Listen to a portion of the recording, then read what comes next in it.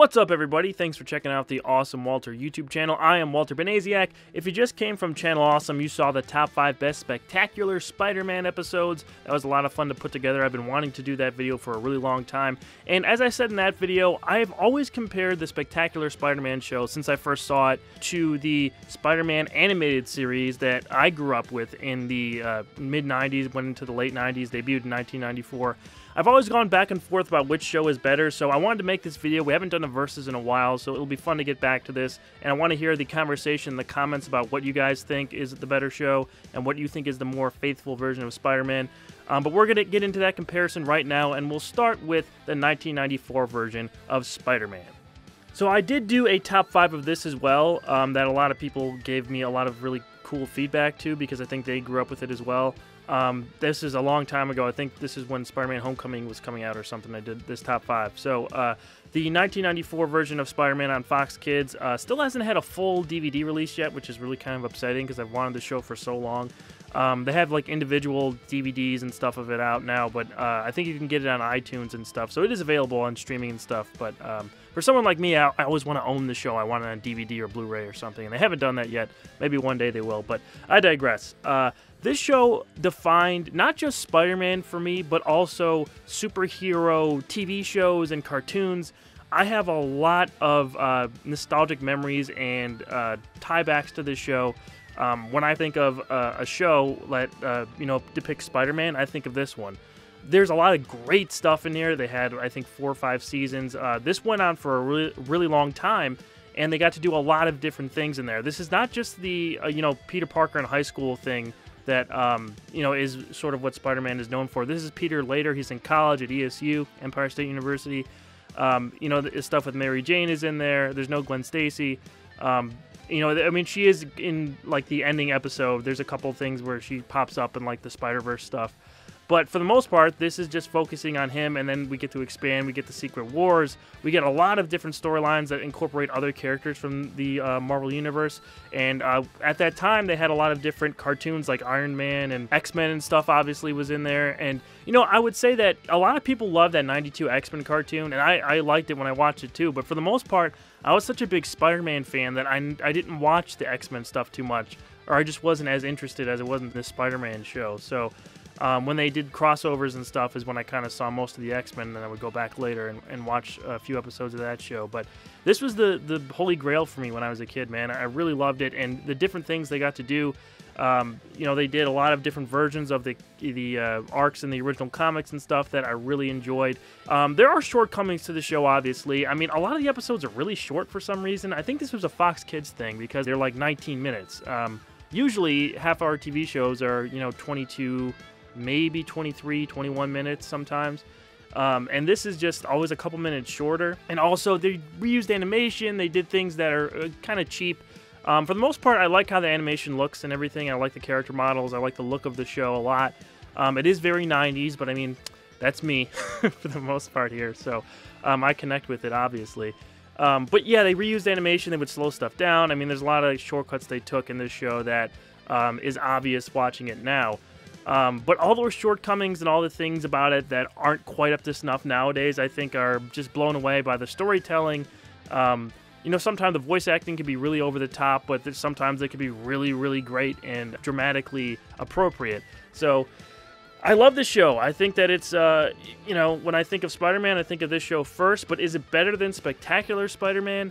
So I'm not sure who I first heard about Spectacular Spider-Man from. I think, actually, I may have seen it after it already wrapped up a while ago. So, I mean, it aired in 2008 and 2009. I think I may have watched it right after it was announced that it was canceled or something like that. But I just remember hearing everybody talk about how amazing the show was. This is all online stuff, talking about how great Spectacular Spider-Man is. And, just first off, I'm going to say that a lot of the friends that I have who are huge Spider-Man fans were turned off by this show because of the character models and, the animation style they use. And I think that there's some validity to that because they went for a very kid-oriented look. Everything is very, not very detailed. It's just kind of this, it looks like a, Disney Channel cartoon show at some points, which it eventually did air on Disney XD, of course. But, this was sort of a more mature show once you started watching it, but the look of the show was not mature. And I do think, I mean, I'm not a huge fan of how the character models look, how the muscles connect and stuff in their arms, and like they draw the lines. It looks like you could just pull their arms off. And I was never a fan of how this show, you know, the look of this show really. I do like how Spider-Man look. I mean, I like when Spider-Man is in full costume, when Peter's in full costume, I like that design, but it doesn't translate to the other characters very well. That's just my opinion. It's not a big knock on the show. I really don't care that much because you get used to it as you watch it, but I just wanted to mention that a lot of people that I know who were big Spider-Man fans didn't want to watch the show because they thought it was more geared towards like little kids, and it's really not. This is more mature in some ways than the '94 series. And once I start watching it, I realized that. And the writing in the show is so strong. The character work is so strong. There's a lot of stuff that they did here that pacing-wise, I think, continuity-wise, and just having all the characters connected and stuff, that is better than the '94 animated series. There's a lot of stuff that they did in here that is great. The thing about Spectacular Spider-Man, you know, they only had 2 seasons. They had 26 episodes. We could have gotten so much more. I remember reading up on this, doing research for the top 5, and talking to Greg Wiseman in some of these interviews people were, and he was saying that he had all these plans for like 65 episodes, and then he was going to continue doing movies, you know, in between seasons and after, beyond going, you know, Peter into college and stuff and keeping the series going. So he had big plans for where the show was going to go, and people loved it. But, you know, the thing with Disney coming in and buying Marvel at the time, and this sort of being in limbo with Sony producing the show, and it was a big mess, and they moved on to Ultimate Spider-Man after this, which I haven't really checked out too much, so I'm not sure how good or bad that show is. But Spectacular Spider-Man really did so much stuff to heighten the character work that was already established with these guys. I mean, my favorite relationship, as I talked about in the top 5, is Eddie Brock and Peter. And I just love that they tied them in with their parents died together. So they grow up with each other, and they're sort of mirror images of each other as they grow up. But we see that, you know, Eddie sort of takes a darker turn when he turns into Venom, and all these misunderstandings with Peter. He doesn't want to tell him he's Spider-Man, obviously. So it looks like Peter is bailing on his friends and all this. And you know, Eddie's trying to be the altruistic guy. He's trying to be the good guy here. And from his perspective, he is the good guy. If we were in that position, I think we would see things in a similar way. So just, you know, that stuff I love with, you know, stuff with Venom. I love the stuff with Harry and the Goblin Green. The stuff with Gwen is great. Introducing Mary Jane was a great idea. I love Flash Thompson in the show. The characters are all fantastic, and it just is on another level in terms of storytelling and character work and everything. So I needed to mention that because Spectacular Spider-Man is truly spectacular, if I do say so myself. So yeah, let me know what you guys think of Spectacular Spider-Man in the comments below. Now let's get into the comparison. So when we compare the two shows, I think the biggest difference is that Spider-Man the Animated Series had so many more episodes. They had a spin-off show with Spider-Man Unlimited that, you know, was loosely based and wasn't a very good show, but still a sequel series nonetheless. And Spectacular Spider-Man had 2 great seasons, but they were only 13 episodes each, so only had 26 episodes of Spectacular Spider-Man. And when you weigh those two things against each other, I'm going to have to go with Spider-Man the Animated Series. Now, before you guys jump on me here, because I know a lot of people are going to say, oh, you're just going off nostalgia, you're, you know, going off this and that, your memories of the old show, you've got those nostalgia goggles on. I don't.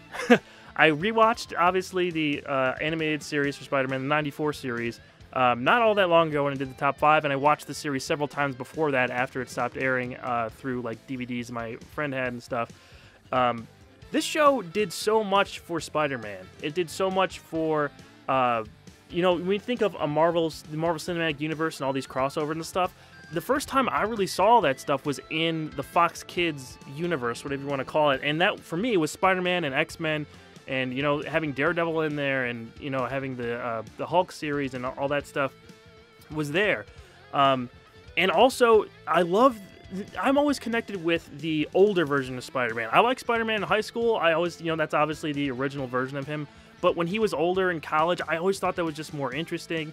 And where they went with that, and they incorporating Captain America and the Red Skull and the Wizard, and like all those, the Secret Warriors and stuff. There's so many great things about that show. There's a lot of things that aren't as good as in Spectacular Spider-Man.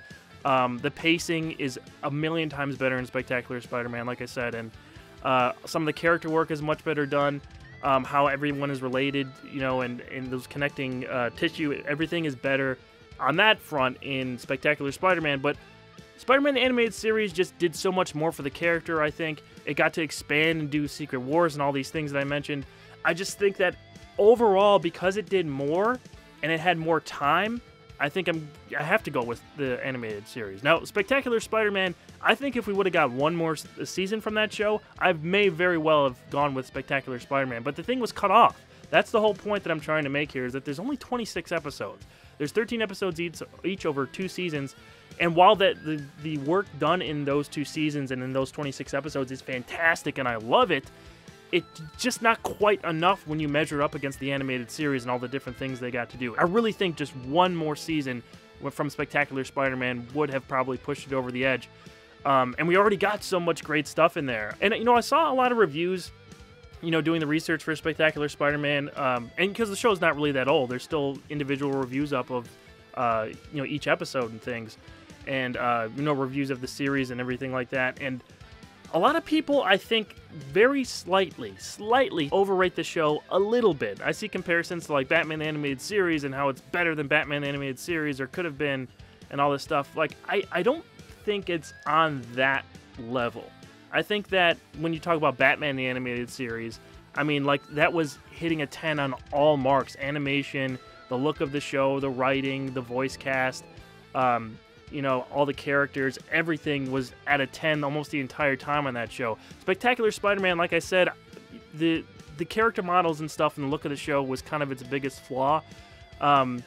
So it didn't, like, hit every single thing. I mean, I think if it would have kept going, then I think maybe we could have talked about, you know, comparing it to these other massive shows. But with just 26 episodes, it just didn't quite measure up, I think, to at least Spider-Man the Animated Series for me.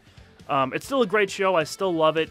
Still one of my favorite, you know, versions of Spider-Man ever. So it's fun to rewatch. If you haven't seen either of these shows, I heavily suggest you to go back and watch them if you're a Spider-Man fan. If you've only grown up with, I don't know, Ultimate Spider-Man or the new Marvel Spider-Man cartoon that's out now, these are the two that I think really encapsulate Spider-Man the most, even more than the movies and stuff, and some aspects of it. I mean, the new, you know, Spider-Man Homecoming is great. I really love the first Sam Raimi Spider-Man. I even like Amazing Spider-Man, the first one with Andrew Garfield. So I think all of them did certain things really well, but I think if you want the total package, these two shows are the ones to go back and watch if you don't want to go back and read the comics, which obviously you can do at any time. Now I want to hear what you guys think. I know that there's a lot of love for Spectacular Spider-Man out there. I totally understand it. I love that show too. So let me know what you guys think of both shows in the comments below. Which one do you think is better? I will be back here very soon with a new video and back on Channel Awesome with a new top 5 next week as we close out 2018 and head into 2019. I will see you guys very soon. Thank you for watching, and I'll see you later.